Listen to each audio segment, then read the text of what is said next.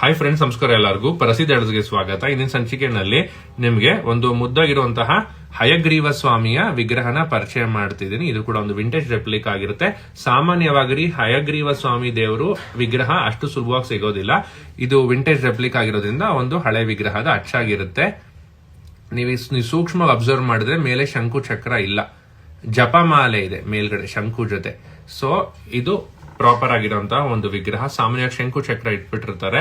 ಇದು ಹಳೆ ವಿಗ್ರಹ ಆಗಿರೋದ್ರಿಂದ ಇದ್ರಲ್ಲಿ ಏನು ತಿದ್ದುಪಡಿ ಮಾಡಿಲ್ಲ.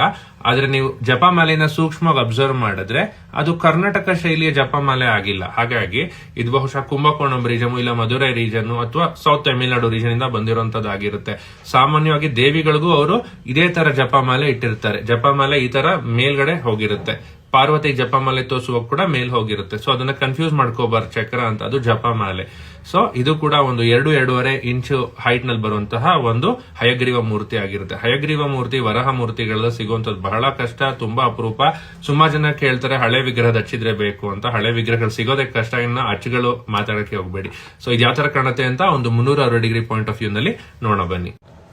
So here you're watching a beautiful iconography of Lord Hayagriva Swami, probably from the southern India, and this is how the iconography looks in the 360 degree point of view.